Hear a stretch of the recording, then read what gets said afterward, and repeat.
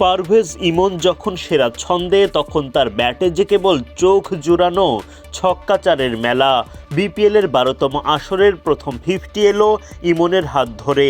ঝড়ো ব্যাটিংয়ে ইমনকে দারুণ সঙ্গ দেন আফিফ হোসেন ধ্রুব। রাজশাহীর লামিচানে স্পিন জাদু দেখালেও সব বাধা জয় করে ঠিকই বড় সংগ্রহ ঘরের দল সিলেট টাইটান্সের।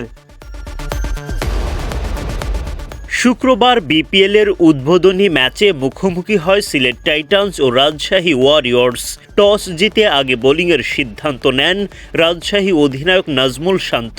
সিলেটের হয়ে ইনিংস শুরু করতে নামেন সাইম আইয়ুব ও রনি তালুকদার। ব্যাটিংয়ে নেমে ঝড়ো শুরু আইয়ুবের। যদিও সাইম আইয়ুবকে বেশিক্ষণ টিকতে দেননি রাজশাহীর লঙ্কান পেসার বিনুরা ফার্নান্দো। তানজিদ তামিমের হাতে ক্যাচ দিয়ে বিদায় নেন সাইম। 36 রানে প্রথম উইকেট হারায় সিলেট। এরপর হজরতুল্লাহ জাজাই এসে যোগ দেন রনি তালুকদারের সঙ্গে। পাওয়ার প্লের 6 ওভার শেষে 45 রান তোলে সিলেট।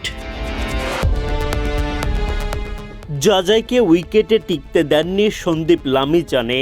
ডাউন দ্য উইকেটে এসে লামিচানেকে মোকাবিলা করতে যান জাজাই। দুর্দান্ত স্টাম্পিং মুশফিকুর রহিমের। 18 বলে 20 রান করে ফিরে যান জাজাই। 68 রানে দ্বিতীয় উইকেট হারায় সিলেট। 10 ওভার শেষে 2 উইকেট হারিয়ে দলটি করে 75 রান। দায়িত্বশীল ব্যাটিংয়ে সিলেটকে এগিয়ে নিয়ে যেতে থাকেন রনি তালুকদার। রনি যখন 50 থেকে মাত্র 9 রান দূরে তখনই লামিচানের আঘাত। তার দুর্দান্ত গুগলিতে বোকা বনে গেলেন রনি। 34 বলে 4 বাউন্ডারিতে 41 রান করেন। 104 রানে গিয়ে তৃতীয় উইকেট হারায় সিলেট।